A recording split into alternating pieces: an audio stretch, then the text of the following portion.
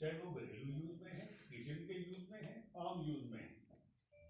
हमारी कोई चीज उनके स्टैंडर्ड के मुताबिक है ही नहीं। हम उनसे बहुत कई गुना पीछे। पीने की चीजों से लेकर तलवार तक वो खुद बनाते हैं। उनकी इकोनॉमी बहुत स्ट्रांग है, हम कुछ भी नहीं कर सकते उनके साथ।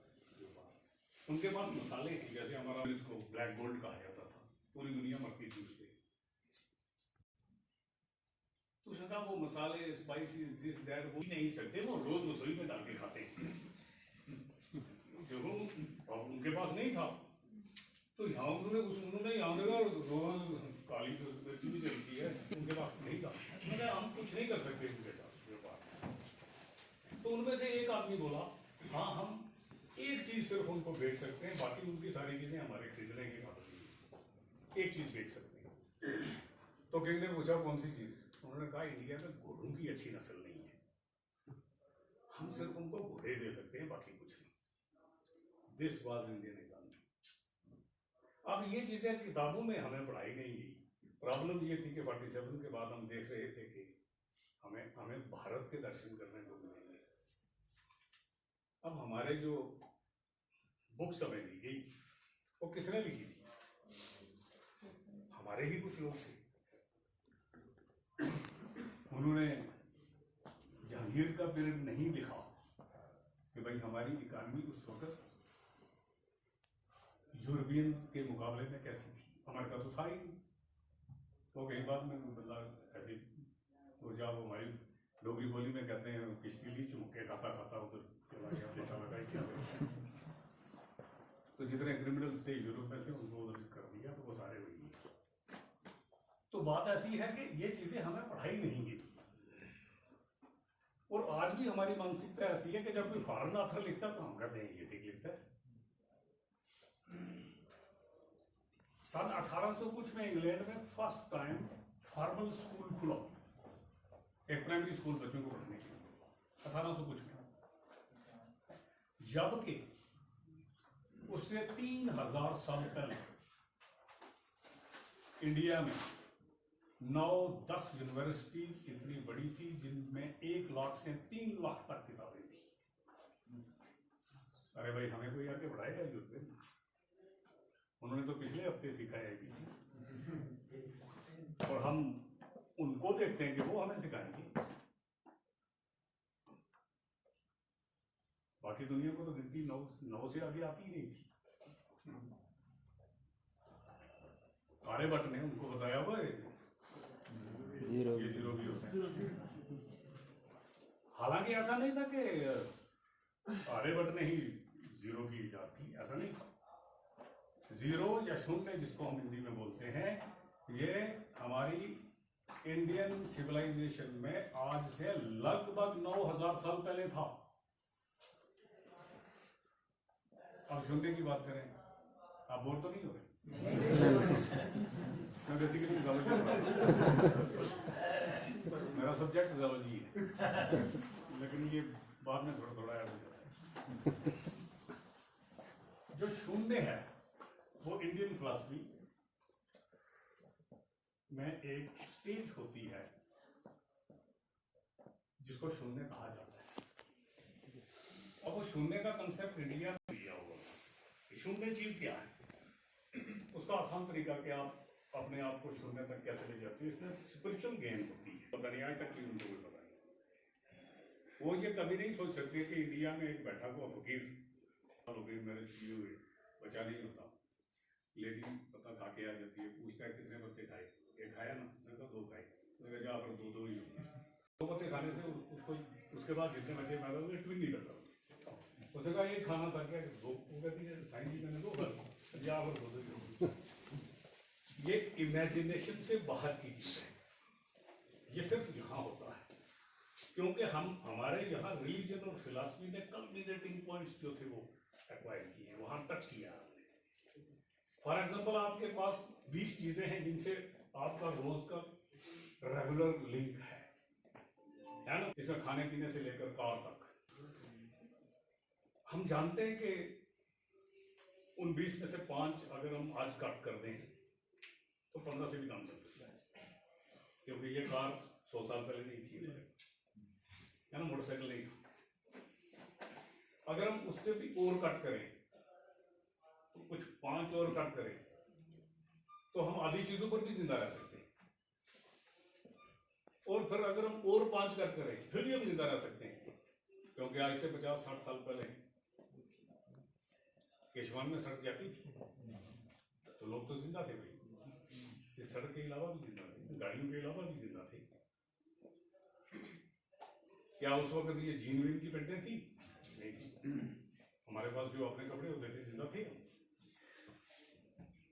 तो जब आप उन सारी चीजों को माइनस कर दो और 4-5 चीजें जो हैं इंपॉर्टेंट वही रह जाएंगी, यानी आपके तन के ऊपर कपड़े, आपका मकान, आपकी फैमिली, इंपॉर्टेंट चीजें आ गई।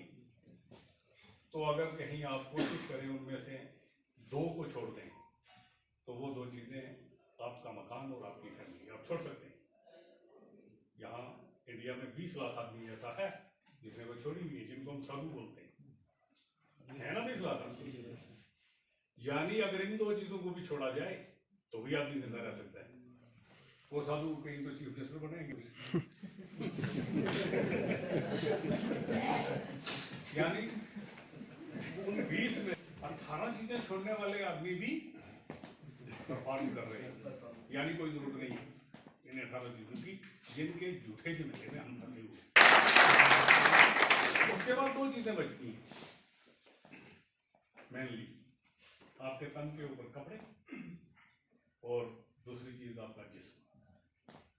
आपने देखा होगा कई लोगों ने तन से कपड़े भी उतार दिए, है ना, साधु ऐसे जिनको हम लाता साधु, उनको बर्फ से ठंड नहीं लगती। यानी ये तो हम ड्रामा कर रहे हैं कि सर्दी आ गई है, हीटर लगाना है। ये हीटर 500 साल पहले कहाँ था?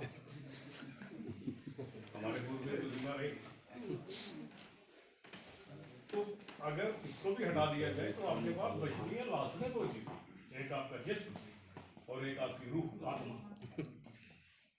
तो जब आप उस स्टेज पर पहुंचेंगे आप अपना जिस्म छोड़ सकते हैं, that is the culminating point. और जब आप जिस्म अपना छोड़ते हो तो उस वक्त आपकी अवस्था, जिसको हम बोलते हैं stage, that is the stage of thoughtlessness and that is the शून्य।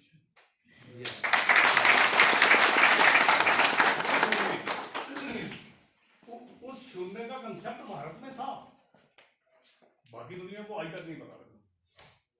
अब हमारे पास इतने टीचर नहीं है, हम जाके उनको पढ़ाएं, जब वो खुद पढ़ेंगे अपने आप। कुछ समझ चुके हैं नहीं समझना। तो हमें अगर वही बात आई कि इंडिया से भारत की तरफ जाना है तो हमें भारत को बनना है, भारत को महसूस करना है। लेकिन प्रॉब्लम ये क्या हुई, बीच में ऐसा एक फेज आया जिस आदमी ने मुझे भारत के बारे में, के बारे में सोच, तो मुसलमान के बारे में सोच, तो क्रिश्चियन के बारे में सोच, तो सिख के बारे में सोच, बुद्धिस्ट के बारे में सोच। इस तरह के ड्रामाबाज जो हमारे समाज में पैदा हुए, इन्होंने भारत की सोच को कमजोर करने की कोशिश की। और अगर आप टीचर हो तो आप कसम खाइए कि हम भारत को कमजोर नहीं करेंगे, क्योंकि भारत का अस्तित्व है तो हम हैं। अगर आप भारत, तो फिर वही आ जाता है आज की डेट में शून्य। क्योंकि शून्य एक ऐसी चीज है, आएगा पीछे लगे तो जैसे आप थे या नहीं है कोई फर्क नहीं पड़ता। आप बोल तो नहीं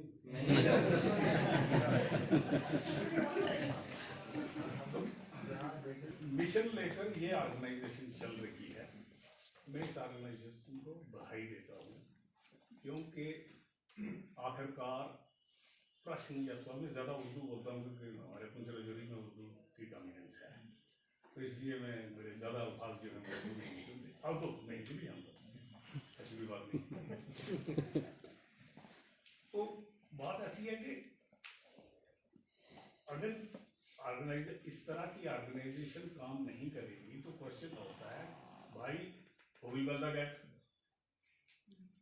क्योंकि वो ताकतें भी तो साथ साथ लगी हुई जो हमें ऐसे ऐसे कंपार्टमेंट्स में बांटना चाहती हैं, जबकि हमें कहें कि एक ही कंपार्टमेंट, क्योंकि ग्रास रूट लेवल पर अगर आप देखोगे तो इंडिया इज वन। क्या प्रॉब्लम है किसी को? एक दूसरे से कोई प्रॉब्लम नहीं है। हाँ, प्रॉब्लम हमारे कुछ लोगों को है, क्योंकि जब हम इकट्ठे हो जाएं तो हो सकता है उनकी दुकान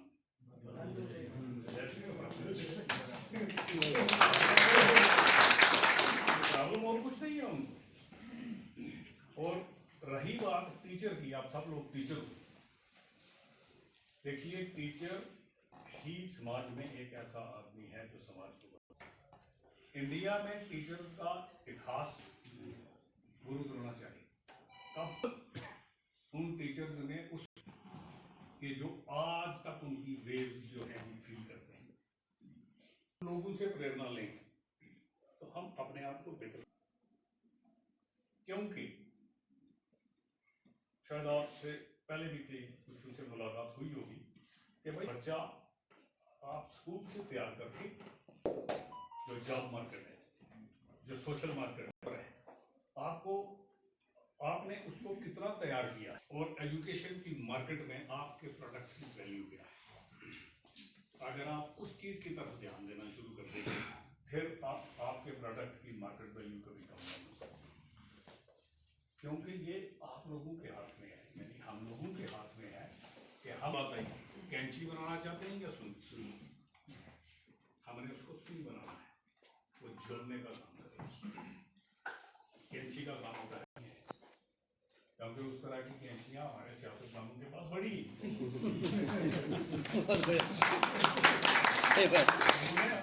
आप कहीं देखो ना, कोई रिबन काटने के कैंची क्यों बुलाते हैं?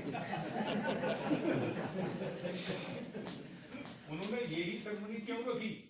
रिबन जेब में उन्होंने रखी होती। हम जोड़ने का काम करते हैं, काटने का।